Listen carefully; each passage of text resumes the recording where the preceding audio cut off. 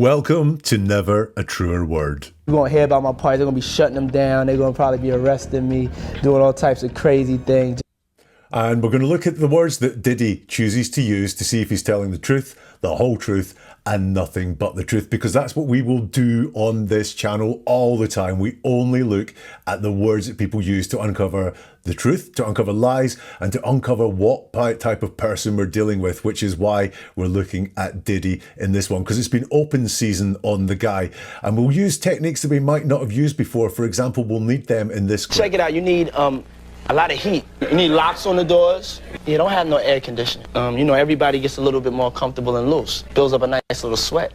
What's going on there? Is he being creepy or is he just having a laugh? We'll discuss that. We'll also look at how he feels about other people. So beyond the parties, what does he feel about 50 Cent and what was his involvement with Tupac like and Tupac's murder like? There's been so much said about Diddy, so we're going to let him speak for himself and only look at his words and analyze those. For example, when he says check this out. We don't talk about things that are nonsense. What's going on there? What has caused him to be so sensitive about that? We'll only look at the words Diddy uses because that's what we do in this channel. Words matter. And we're going to analyze the words. We're going to use techniques to break down what Diddy is saying and get to the truth about the parties and those relationships as well. And we're going to look at Diddy well across the years. So we're going to start in 1999 with the infamous viral video where he predicts his own arrest. Your parties are the hottest ticket around. They won't even give me a permit for the parties, man. They don't want me to throw the parties no more. But we ain't gonna stop. We're gonna keep on having fun, bringing people together from all walks of life. You're gonna hear about my parties. They're gonna be shutting them down. They're gonna probably be arresting me, doing all types of crazy things just because we wanna have a good time. Whenever you bring up a different element into people's environment, things that broaden people's horizon, people get intimidated. There's a lot of people out there that feel intimidated by it. It ain't nothing but break it down racial barriers, break it down generation barriers. People from all walks of life. Ron Perlman talking to Jay-Z, Jay-Z talking to, you know what I'm saying? It just goes on and on. It's just like people from all walks of life connecting and getting together. Yeah. Your parties are the hottest ticket in town. People dying to get into your party. How does that make you feel? I mean, it's cool. It doesn't make me feel any way special. It doesn't make me feel like a bigger person. It just makes me feel like I know how to throw a party. So let's get into it then. What is it about these parties? What is he saying about them? The interview starts by saying, your parties are the hottest ticket around.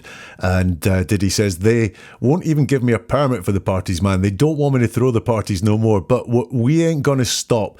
Going to keep on having fun, bringing people together from all walks of life. You're going to hear about my party. They're going to be shutting them down. They're going to be probably be arresting me, doing all kinds of crazy things just because we want to have a good time. So in that opening bit, he mentions a lot of people were there, but he's not very specific about people at all. So for example, who's this mysterious they? They won't even give me a permit for the parties. They don't want me to throw the parties no more. They going to be shutting them down. They going to probably be arresting me. Well, that sounds like the authorities, doesn't it? But who is this they? Why won't he say who the they are? And he brings in other people to it. So he mentions himself. He only mentions himself, though, as the owner of the party. So they won't give me a permit for the parties. He owns the party there because he is the person that gets the permit. They don't want me to throw the parties no more. So he's saying he's the person that throws the parties. You're going to hear about my party. So again, he's owning the party. So he mentions himself, but only as the person who throws or owns the parties, if you like. That's the only time he mentions himself. He does mention we, and I guess he is part of we. But who's the rest of we? We ain't going to stop. We're going to keep on having fun. We want to have a good time. Well, if you look at when he mentions we, that's all about fun. So when it's the parties, it's me. Yeah, when it's who owns the parties, it's me. When it's fun, it's we. We ain't going to stop. We're going to keep having fun. And we want to have a good time. So we're getting some sort of picture of how he envisages these parties in his head. There's a they. They are against him. There's me. There's Diddy. I'm the guy that throws the parties. I am at the center of the party. But there's we. There's him and some other people, and they have the fun at the parties. They have the fun and they have the good time. He uses we around fun, and he also mentions bringing people together from all walks of life. We'll deal with all walks of life at some point, but he does say bringing people together. Now, is that what a party does? I guess it's part of a party, but it's not the sole purpose of a party, is it? The good time is kind of the purpose of a party, but for some reason he likes bringing people together. It sounds like a networking event. In fact, is that what was happening? Was he networking at those parties? And then he uses that infamous line, they're going to be shutting them down. They're going to probably be arresting me, doing all kinds of crazy things. Now, when you have a party, I bet the most that worries you is some neighbours complaining about the noise, whether that's the apartment down below or the people that live next door.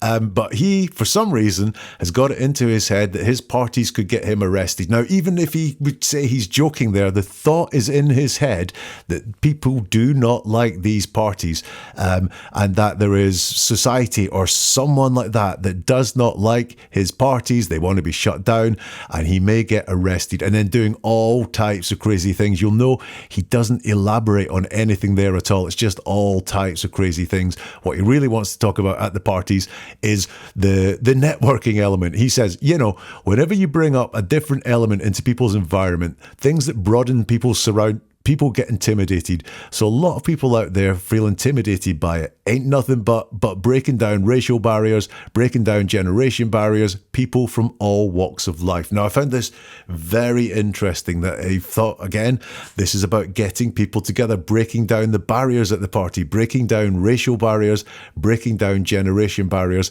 people from all walks of life. The ordering of that is interesting. The first barrier he speaks about being brought down is a racial barrier. So this is races getting together at his parties, breaking down generation barriers and people from all walks of life. Now, what does people from all walks of life mean to you? I'm going to show you what it means to Diddy in a minute, but what does it mean to you? For me, I certainly think of people from all statuses in life, from sort of very rich people to more modest people at all. That's what I think of people from all walks of life. It might be a great networking event. Maybe there's a banker somewhere and a delivery driver somewhere, and maybe someone who's unemployed somewhere else. That would be all walks of life. I don't think that's what happened at Diddy's parties, though, is it? So again, we've got this networking event, people coming together to meet at Diddy's party. The purpose of his parties seems to be a meeting, potentially a meeting of like-minded people. He doesn't say that he brings a different element. By the way, he talks about you, whenever you bring up a different element into people's environments. So that is very interesting. And he doesn't kind of be specific about who's at his party at all. It's people. Whenever you bring a different element into people's environments, things that broaden people's surroundings, people get intimidated. A lot of people out there feel intimidated by it. So very interesting there. And he uses the word intimidated twice. Do people get intimidated at parties? Well, people are getting either intimidated at his party or by his party. And the only reason that you would know that there are different races there, different generations, people from all walks of life, you're broadening people's surroundings, which, broadening the mind can be sexual at times. And people get intimidated at his parties or by his parties. But the only way you could get intimidated was by actually attending his parties. So what is it that happens at his parties that people feel intimidated by? Certainly, he seems to say that these parties are a little bit different. There's a different element to people's environment, things that broaden people's surroundings, and then breaking down racial barriers, breaking down barriers. That all sounds like a lot of things being imposed at the party, that I'm going to bring different elements into your environment. So you don't come into my environment, which is full of different elements, but I'm putting different elements into your people's environments. I'm going to broaden your surroundings. I'm going to break down barriers. And that seems to be what people are intimidated about. Now, frankly, this doesn't sound like a party to me. This sounds like something a bit more sinister. he talks about some of the people at the party, and these are the people that he's bringing together. So he talks about Ron Perlman talking to Jay-Z, Jay-Z talking to, I know what I'm saying. It just goes on and on. You know, it's just like people from all walks of life connecting and getting together. So we've got this, again, this networking feel to the party. People from all walks of life, and we've discussed that before. What does that mean? And they are connecting and getting together. Now, for the first time, he offers some specific words on who is at the party, what type of people are there. And he talks about Ron Perlman talking to Jay-Z. Well, we've got an actor talking to a musician. That is hardly breaking down any sort of barriers, is it? It's two people in the creative industries talking to each other. I notice when he goes on to elaborate. So it'd be great if he could say Ron Perlman talking to Jay-Z, Jay-Z talking to the caterers are talking to the chief executive of Bank of America. He doesn't say that. He runs out of steam. We've got Ron Perlman talking to Jay-Z, Jay-Z talking to, and he can't even think of anyone else that's there. He cannot give me any examples of these racial barriers or generation barriers or people from all walks of life turning up. Just two celebrities talking to each other at a party. He says, yeah, you know what I'm saying? And then he says it just goes on and on. So he has nothing specific to tell us about how these parties bring people together. Really, what types of people come together there? Does he want to keep it hidden? Or is that not really what it's about at all?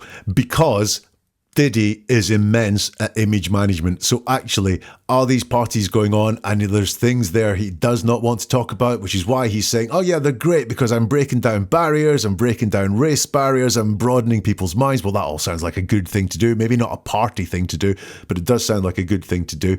And he's really not elaborating on anything that happens at the parties. He's asked, the parties are the hottest ticket in town. People dying to get into your party. How does that make you feel? And he says, it's cool, you know? It doesn't make me feel in any way special. It doesn't make me feel like a bigger person. And it just makes me feel like I know how to throw a party. So his answer to, these parties are really cool, how does that make you feel? Is it doesn't make me feel any way special. It doesn't make me feel like a bigger person. These are stated in the negative. So it doesn't make me feel like something. It doesn't make me feel like something. So when he's asked, how does it make you feel? He tells us how it doesn't make him feel. Or does it? Because when we talk in the negative, it shows where our focus is at. So I think his focus actually is on feeling special and feeling like a bigger person. But he realizes that's not a great answer. How does that make you feel? And the first thing that comes to his mind is, I feel special and like a big person, but that's not a great thing to say. So he says, oh, it's cool, you know. It doesn't make me feel in any way special. It doesn't make me feel like a bigger person. But I think that is where his focus is.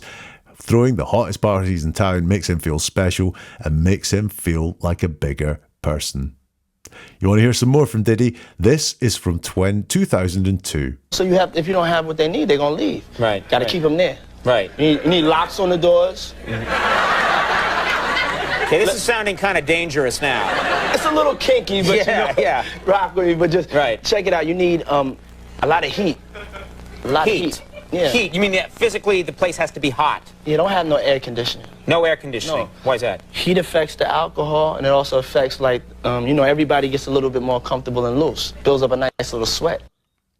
Now, I bet if that was shown to him now and said, mate, you said these parties, you locked people in places and you got people drunk deliberately in order to do what? He would say, I'm just joking. I was only having light-hearted banter on a talk show. But listen, this is a concept for you to get your head around.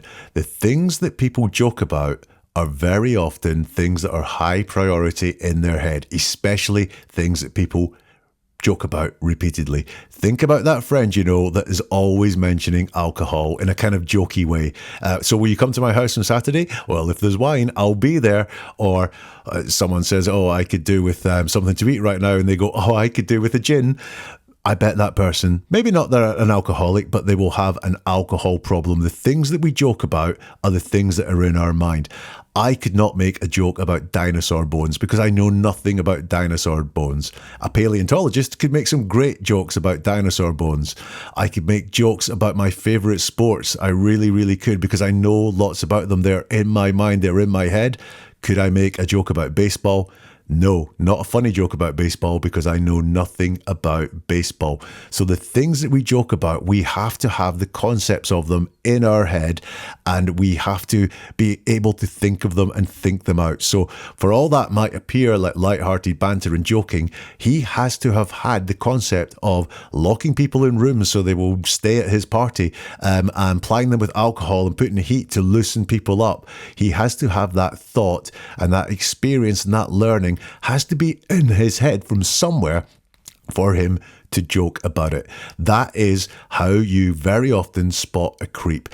When they're talking, when they're having normal conversation, they may come across as quite a normal person, quite an ordinary person, but just watch for the repeated jokes, the little sniggers about body parts or sexual innuendos or so on. Highly likely that they're making those jokes because they're high priority in their head. It's the first thing they think about joking about. They think that by talking about it seriously, they will reveal some of their true character. But in a joke, I can just go, it was a lighthearted bit of banter. I'm really sorry if that wasn't appropriate. That's how you spot a creep. So with that in mind, what do we see in those words of Diddy there? Do we see a creep? He says, so you have, if you don't have what they need, they're going to leave. Got to keep them there. Need locks on the doors. Now, that's weird. I mean, I think potentially talking about women there. If you don't have what they need, they're going to leave. Got to keep them there. Need locks on the doors. So really, this is one of those jokes where instead of, in his mind, if you don't have what they need, then provide it at the party and they'll stay. No, he doesn't have what they need and they're going to leave. And rather than giving them what they need or letting them leave of their own free will, his thought is, I got to keep them there. And for that, I need locks on the doors. Well, all of a sudden, that has gone from sounding quite jokey. And when you think about what it is he says, when you know what people are joking about, are concepts they already have in their head, and if you look at what he says there, I don't want people to leave. And rather than give them what they need, I'm going to lock the doors because I got to keep them there. It starts to sound creepy, maybe even a bit more sinister. And so does this. The host, Conan, says to him, this is sounding kind of dangerous now. So he uses the word danger. And Diddy replies, it's a little kinky. So he's linking kinky to dangerous. So all of a sudden, I'm getting from the words a picture of what was going on at the party. He links kinky to danger and to locking doors and keeping people there. He says, check it out. You need to run a lot of heat. And that's, you need a lot of heat. And he's asked, you mean physically the place has to be hot? And he says, no air conditioning. Why is that? And he's very direct. Heat affects the alcohol. It also affects, and then he pauses because he doesn't realize, or maybe he realizes heat affects the alcohol sounds actually, really bad. What else does the heat affect? Potentially, it makes people take their clothes off because they get warm, or take some of their clothes off because it gets warm. And he pauses. He's not going to finish that thought off. He says, and it also affects And then he says, everybody gets a little bit more comfortable and loose and builds up a nice little sweat. So from that, it sounded like he was joking about the party at first blush, but if you actually look at what he says and the way he says it, it's actually creepy and it's actually sinister.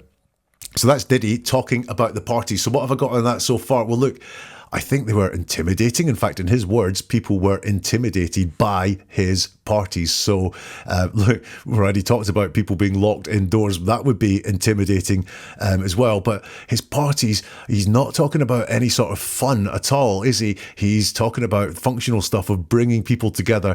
He's saying explicitly in his words, talking about his parties, that people want to leave those parties because he's not giving them what they want. Yeah, they are intimidating and it sounds really intimidating. He talks about bringing people together. Is that people of like-minded interests that he was bringing together? He talks about all walks of life. Is that people were maybe not from his glitzy, glamorous showbiz circles? Maybe they were enamored to be there, felt like they were with showbiz royalty, therefore a little bit more giddy, a little bit more excited to be at his parties. That certainly would be all walks of life. And he says in his words, and he was not joking about this because he had experience to be able to verbalize it, that he controls the environment at his parties. That Don't like that one bit. What are your thoughts? Let me know in the comments if you can, or get in touch on social media, because you'll find all the links on the platforms. We're going to look at how Diddy talks about 50 Cent and also Tupac. In the meantime, though, if you want more like this, the subscribe button will get episodes as they drop. If you want to get them super early, then you can become a subscriber on Spotify, or you can become a member of the YouTube channel. You'll get episodes like this every single week before anyone else.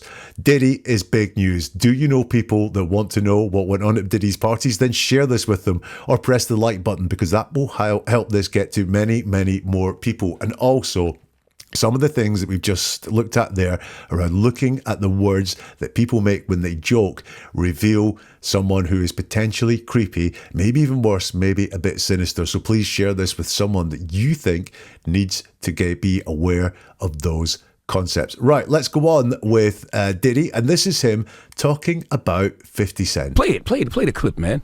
Yeah, play the clip. Go ahead. Why won't you party with me for your birthday, man? We partied for my birthday before. You came to my party. No, but me and you ain't never really party, you know what I'm saying? I asked 50 about that, and he said you did the same thing to him. You asked him to take him shopping. Yeah, I thought he needed some clothes. What? I'm a nice guy. Yo, why do you and Fif just... Hey, yo. Why y'all not... Hey, yo, I don't have no beef with I don't know why. With Fif. He loves me. He loves me. Do y'all really can't have see a it? beef? I mean, y'all can't see it. No, we can't see Y'all it, can't man. see that he loves me? But see... You really, hold on, you really think that's hate? When you really break it down, you've been out here a long time.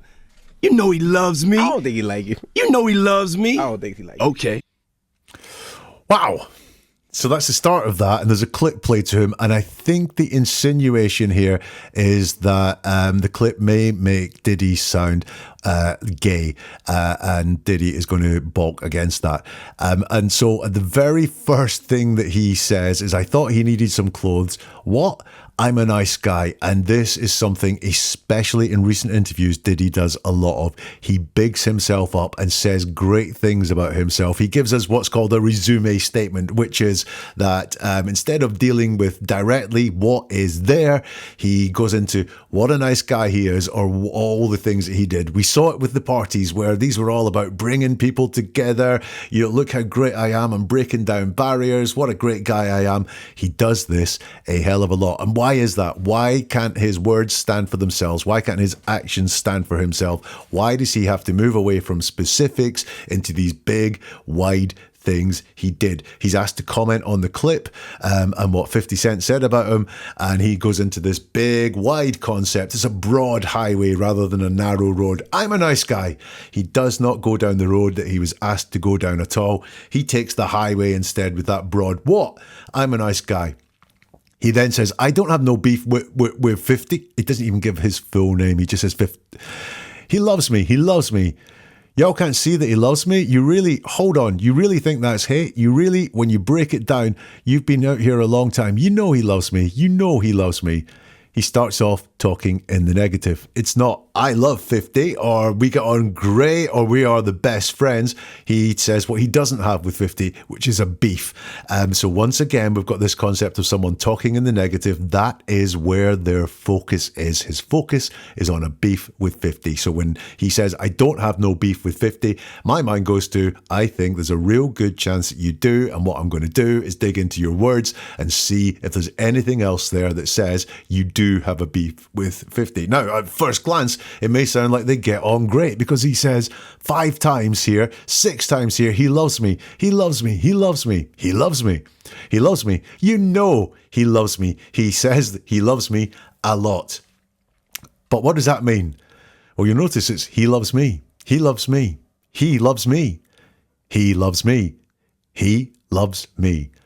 In there, not once does Diddy say how he feels about 50 Cent at all. So I don't have no beef with 50, and then you do not say how much you like him, how much you love him, what you think about him in any way whatsoever, and just say that 50 loves me. That's interesting. Also, seeing as I do believe that the sort of accusation that was put out there is that Diddy is gay, it's very interesting that is this childish school kid type of thing where I'm not gay, you are. So he loves me, he loves me, he loves me, he loves me. Here's some more from Diddy talking about Fiddy. But why not? Y'all both passionate. Y'all both. I don't know. Yo, check this out. I don't know. Like I y'all don't. both the same. No, we are not. Okay, we are not the same. But I mean, we are as not far as cut the way from the you same guys work cloth. and work hard. Yeah, and you know, I mean, I respect that. I don't never hit him with no, nothing. I don't even think of no other man. Besides, if I'm thinking about another man, I'm thinking about uplifting. I'm not thinking about all that. All them gnats. They can't really touch me. Y'all, at the end of the day, y'all see and y'all know what it is. Mm-hmm. The track record. Y'all know the business acumen. Y'all know the community service. Y'all know what I'm about. And when he does that, it's like funny to me. I don't really take it personal. I know he has a different sense of humor, and he's just not in my life. We don't have to never cross paths, and I will never say nothing negative about him. Because that's just not me. It feels like something must have happened, though, like that we just don't know about behind the scenes. He loves me. That maybe a situation, a deal went bad. I don't know what it is. Sometimes people that feel like they don't like you and they act like that, they really love you. Like I'm not like, just saying it to say, But I mean, it's something about me that has him on me all the time. And I'm not going nowhere.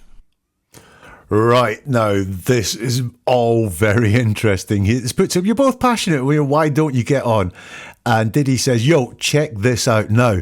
I watched a lot of Diddy this week, and when he says check this out, he is controlling the conversation. What he's really saying here is stop talking, I've got something important to say, listen to this. Very much like someone who talks very formally may say, no, look, what you've got to understand is, then check this out is the same thing. He's controlling the conversation. I'm not going to deal with the point you raised, but you need to listen to what I'm about to say here.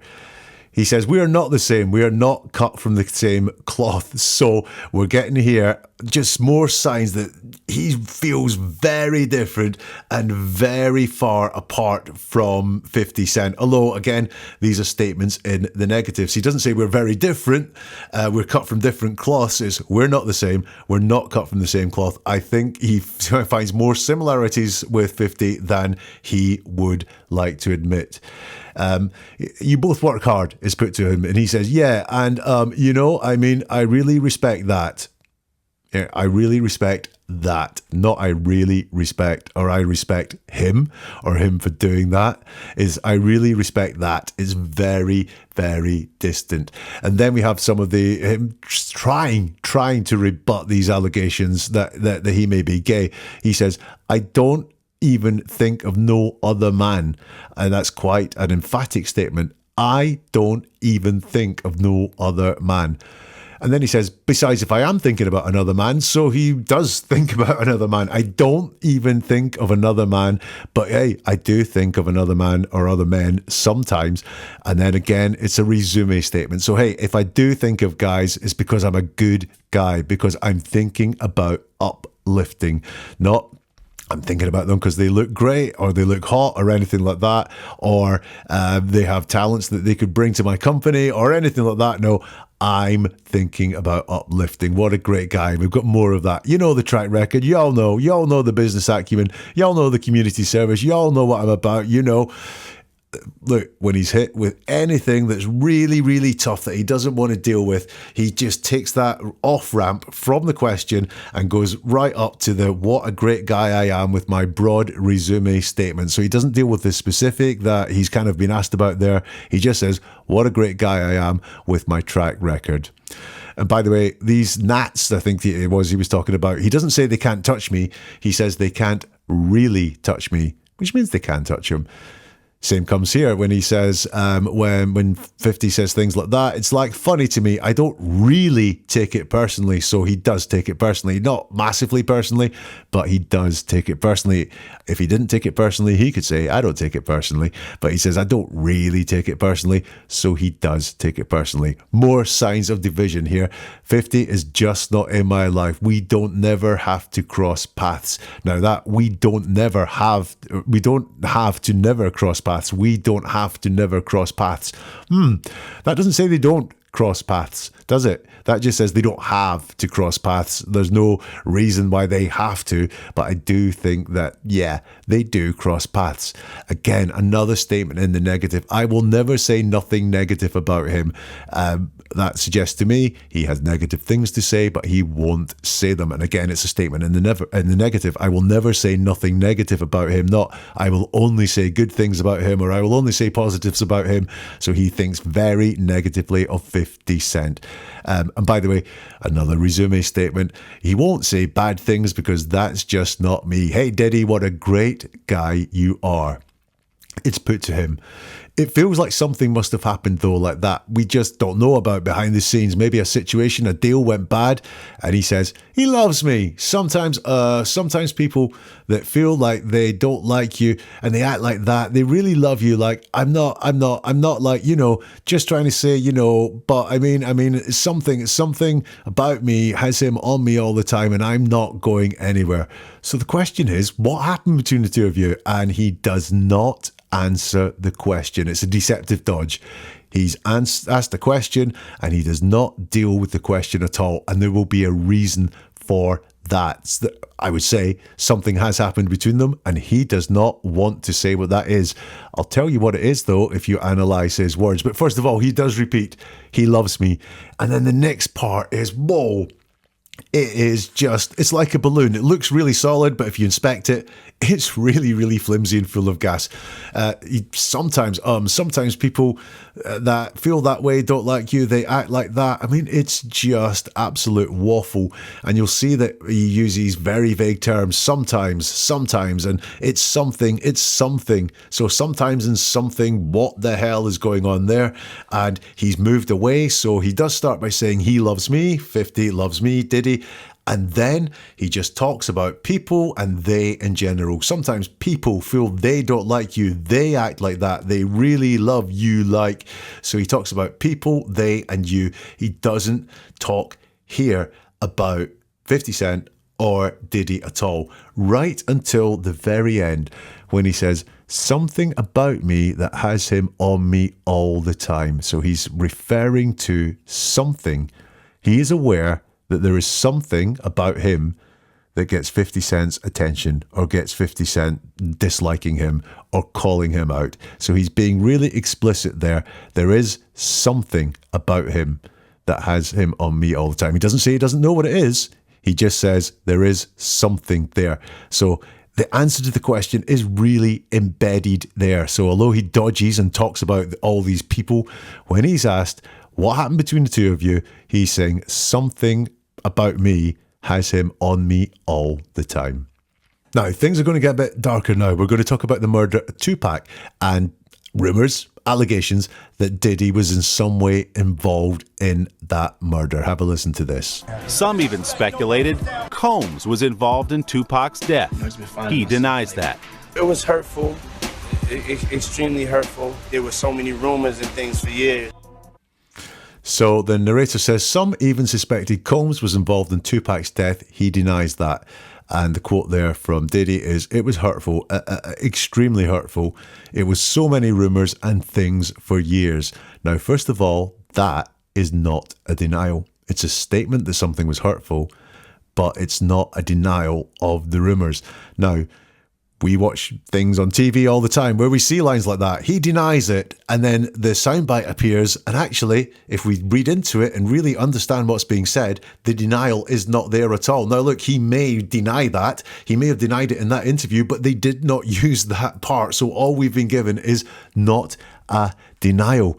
And it's a very, very distant phrase that he uses to talk about the rumours, the speculation that he was involved in Tupac's death. He says it was hurtful. So he's distancing there. He's not saying even the rumors were hurtful, or he's not even saying the rumors I was involved were hurtful. It's just it was hurtful. So he's minimizing it right on down. Something a criminal does when they are guilty of an offense is they may take it down to it. You know, did you assault that woman? I didn't do it, rather than I didn't assault anyone. So he has minimized it right down. Interestingly, he says it was hurtful. So at the time of recording, he wasn't finding it hurtful. It was only once upon a time it was hurtful. The full bit there in that clip is it was hurtful, extremely hurtful. It was so many rumors and things for years. Missing from all of that is Diddy himself. He doesn't say that he was hurt. He doesn't say he found it extremely hurtful. He doesn't say the rumors were about him at all. He doesn't tell us how he feels explicitly, and he doesn't tell us the rumors were about him. He has, for some reason, removed himself entirely from that statement, dealing with the speculation that he was involved in Tupac's death. Now, why? Why would he do that? Now, he's going to be asked about a documentary on Netflix which deals with, again, the same rumours, the same speculation, and listen to how he deals with this. Now, let's talk some hip-hop shit, man. I want to talk to Puff right now. Yes. Now, it was this documentary that claimed, which we know wasn't true. Yeah, check this out. We don't talk about things that are nonsense. We don't even entertain nonsense, my brother. So we're not even going to go there, with all due respect, but I appreciate you as a journalist asking. All right. Thank you. And I saw you started the. Puff is smooth. That's all you got to do. Artists don't understand that. People get upset about the question. You got to just say. Oh, no. Hey, yo, I'm going to tell y'all this. This is very important. I got this new hashtag. It's called New Life. I got to start living it. I had to start living a new life, man. The way I was approaching things, the way I was reacting to things, you know what I'm saying? Just, we all grow up. We all, you know, do things in ways that maybe you could do better. And I'm just trying to figure out ways to do better. I know I'm in the public eye. I got to handle all types of different stuff. Y'all have a job to do. So, it ain't no problem, but I'm in control of what I say. And I don't get into nonsense. I don't have nothing but love for everybody. God sent me on this earth to give life, to inspire life. To only do things that are positive. Any negative things that I've done, that's the devil at work. And at the end of the day, the devil's a liar, and I can't feed into negativity or anything like that when I'm in control of myself. So I gotta always be trying to strive and to get better. So I really thank you. It's encouraging that you're saying that, you feel like, I'm reacting to things a little better, because I'm actually making an effort. And I want to tell people out there, like, you can change. You spot a lot of the common themes of Diddy there. The interviewer says, I want to talk to Puff right now. No, it was a documentary that claimed, which we know wasn't true, and Diddy interrupts, right? So he doesn't let the person finish the question. This means he might be aware this is coming, but he cannot wait to say what it is he wants to say. It's really, really important for him to say it. And he starts with, check this out. So we've got this control again, right? It's the check this out. Stop everything you're doing and pay attention to me. And then beyond that control, he doesn't say, I'm not going to talk about things that are nonsense. He says we, i.e., I think he's talking to everyone in that studio there. We don't talk about this. We don't entertain nonsense. We're not even going to go there. So that is an order. That is controlling language to the max. It's not, I'd rather not say, I'd rather not deal with that. It's, we are not going to do that. Huge, big, controlling language there. And he finishes with a very final thank you. He's very, very, very strong that he is not going to deal with the documentary which deals with the speculation he was involved in Tupac's murder. He shuts it down very quickly.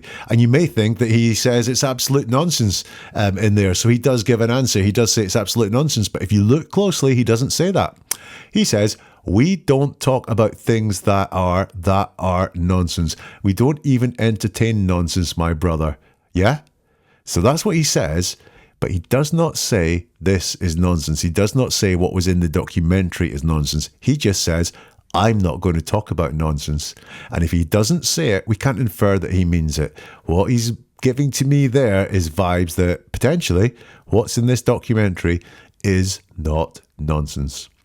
There's then some crosstalk, and he starts, and you can see what he's doing there. He's going to say what a great guy he is again, but is he?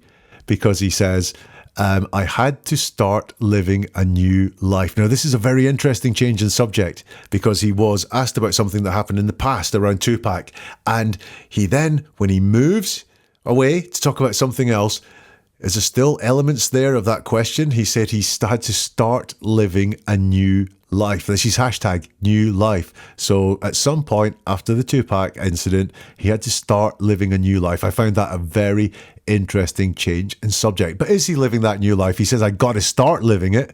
Well, that doesn't mean that he is living it. In fact, it's still sometime in the future that he is going to start living this new life. So has he changed that much? And then he talks about himself, the way I was approaching things and the way I was reacting to things. So he talks about himself there around his approach to things, his reaction to things. And then you may feel he says, I've grown up. But once more, he doesn't say that. He just talks about everyone. We all grow up. We all, do things in ways that maybe you could do better. So he doesn't join himself to growing up, and he doesn't join himself to doing better. So is he really living better? Has he really changed his life? Or does he just want to give us the impression that he's changed his life? His words don't feel genuine that he has changed his life. He's got to start changing it at some point in the future. We all grow up. Well, that's true. But have you grown up or have you not grown up? He says, I'm just trying to figure out ways to do better. I'm just trying to figure out ways to do better. So once more, trying suggests that this hasn't actually happened yet. He's trying, but he hasn't succeeded. And even then, it's not, I'm trying to be better. It's ways to do better. So he hasn't even got to the doing better part yet because he doesn't know how to get better. And then he says, I'm in control of what I say. Well, don't we know it? Yo, check this out, as Diddy would say. He is in control of what he says. But that doesn't mean he was in control of what he did. And once more, I don't get into nonsense, but he doesn't say this documentary is full of nonsense. And then, hey, he goes into the great, look at me, I've nothing but love for everybody, and God sent me to give to this earth to give life. So this isn't just what a great entrepreneur I am and all the stuff I do for communities and so on. Now, all of a sudden, with the biggest allegation we've seen put to him so far, he's here doing the work of God. And as regular viewers will know, when people talk about God, then there is very often a deceptive element there, and it's some sort of shield to say, hey, by the way, I'm a believer in God. In fact, God sent me, so how can I be here to do any bad things? Now, if you haven't done any bad things, why do you want to bring God into it? Why is God your proof that you haven't done any bad things? And he does say he's done bad things. Any negative things that I've done, that's the devil at work. So he has done negative things and he's blaming them on the devil. And the devil's a liar, by the way. So if we've heard any lies in this interview so far, the devil has done them. But he does admit there, he has done negative things. And he says, I can't feed into negativity or things like that. And when I'm in control of myself. So are there times when he's not in control of himself? Because I'm getting the feeling here that he has not changed from, he claims to have changed, he claims to have grown up, or that's the impression that he wants to give, but his words say that that hasn't happened. He says, I always got to be trying to strive and to get better. So we've got gotta, so that means he hasn't, it's got, it's in the future, be trying. So again, trying just means putting some effort in, but it does not mean achieving. It's not, I'm always being better, or I wake up every day and I'm a better person. It's not that at all. It's, I've got to do this, I've got to try, I've got to strive. None of those things suggest attainment of being a better person at all. And he says, I'm making an effort. And then he says, I want to tell people out there, you can change. But he does not say that he has changed. And that is Diddy talking or avoiding talking about the death of Tupac. What do you think? Let's look at what I think about what we've seen from Diddy. He talks about the parties. I found that really creepy. I think he showed his controlling element around of his personality, but also around the environment of the parties. And there was a level of discomfort around the parties, the intimidation, the fact that people wanted to leave, but they were locked in. The parties did not like him talking about them at all. And that was 20 plus years ago that he was talking about these parties. On 50 Cent, Diddy does not like him, but won't say that out loud because he wants to look like a great guy. And he said, in his words, 50 Cent has something on me. If that is news to you, I would check out 50 Cent's social media feeds recently, because it does seem like he has a lot on Diddy. And Diddy knew at the time of that interview that 50 Cent had something on him. And on Tupac, he was very sensitive to both the excerpts that we watched where Tupac came up. He creates massive distance between himself and the allegations that are put to him. And in both cases, there was no denial, nothing at all, nothing to say these claims are rubbish, nothing to say these are lies or these allegations are false, none of that whatsoever. And I have to ask, why was he not strong on either of them? Why, when talking about Tupac, did he create distance? Why was he very sensitive about it? And why was there no reliable denial of any of that speculation in there whatsoever? And what about Diddy the person? He's controlling. We saw that in every single clip that he tried to control what was being said. He tried to control what would be talked about, and he talked about having control over other people as well. Listen, this guy definitely has a dark side. He spoke about the devil making him do negative things. The way he laughed about locking women inside rooms. Definitely this guy has a dark side, and he, for some reason, feels the need to do a lot of image management, especially when his back's against the wall, when something is being said to him that he doesn't like. Instead of dealing with that, he says what a great guy he is and what great work he does for people. Why is that? What do you think? Let me know in the comments. I read every single one of them. Please share this with anyone that you think is interested in Diddy. That helps the work of this channel get around, because it takes hours to pull something like this together. So the more people that see it, the more valuable it becomes, especially if people want to know what are the signs of a creep. I think this is an excellent example of that. If you can't share it, please press the like button, because that helps it get to many, many more people. And if you want more from Never a Truer Word, if you want to get it before everyone else and exclusive episodes, you can become a subscriber on Spotify, or on YouTube, you can become a member of the channel. NeverATruerWord.com is the website, and on there you will find more podcasts, more videos, a couple of books if you want to buy them. You can sign up for the newsletter as well, and all the details of social media are there too. And we'll see you soon for something new from Never a Truer Word.